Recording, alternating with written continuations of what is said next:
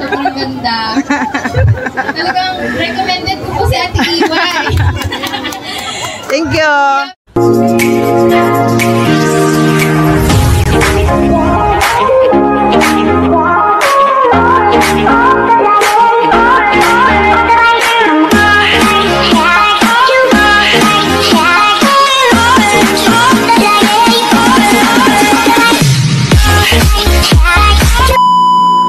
Hey, it's February 22, 2024.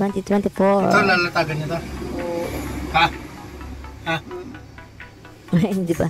Ang kulit ng mister ko kasi kumbaga, iniisip niya kung paano namin isa-set up dyan yung presidential o yung wedding reception. So, kaya naman natin yan. Medyo masikip nga lang yung space.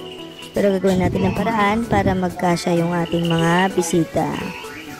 So, yun, syempre, hindi po pwedeng mawala ang ating mga yayamaning pangko para sa ating mga presidential.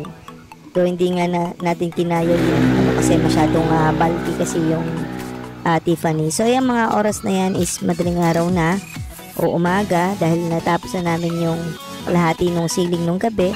Natapos na rin namin yung setup ng backdrop. So, doon naman tayo sa mga fresh flower at artificial flower nung umaga. So, nangyari na rin kasi natin ng mga time na yan yung sa buffet. So, alam niyo naman na inyong lingkod, hands-on pagdating sa fresh flower. So, kailangan natin na ipakita, lalo na kay Papa Rom, na yung itinuro niya sa akin kung paano palakihin yung mga flowers is, makita niya, papagalitan ako noon. Pagka hindi ko nabigyan ng magandang katiran yung mga roses na sobrang liliit lang. So yun, yung akin namang fresh flower is, artificial flower is naka-cluster na, so kalagay-lagay na lang. Ang medyo madugo lang dyan is yung fresh dahil tayo ay gumawa pa ng bridal bouquet.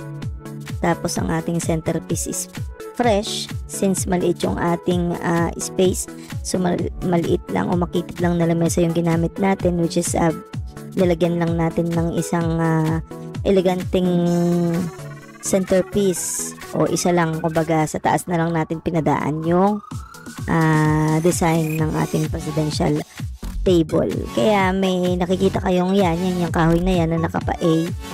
Yan talaga yung purpose niya pagdating sa mga presidential kasi since maliit yung space, gagamitan din natin ng maliit na makitid na presidential table. Kaya kumbaga ang setup niyan is laging nasa taas.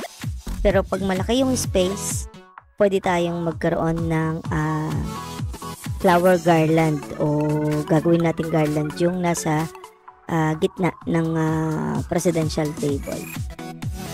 Ganun lang yun. Kumbaga, ang importante sa atin dyan is magustuhan nung bride, especially si bride at saka si groom, yung setup kung paano natin bigyan ng katwiran yung kanyang civil wedding. Ang gusto niya is maganda pa rin naman yung kakalabasan, kahit civil wedding lang, maganda pa rin yung kakalabasan ng kanyang wedding, especially wedding reception.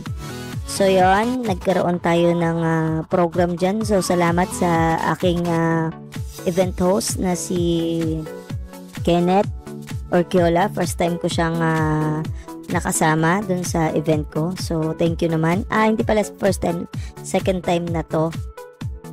The bridal bouquet and the centerpiece. Thank you.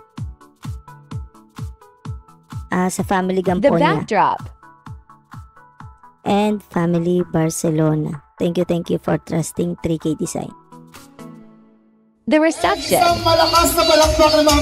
The event host. 3K Design. Simple, classic, and elegant.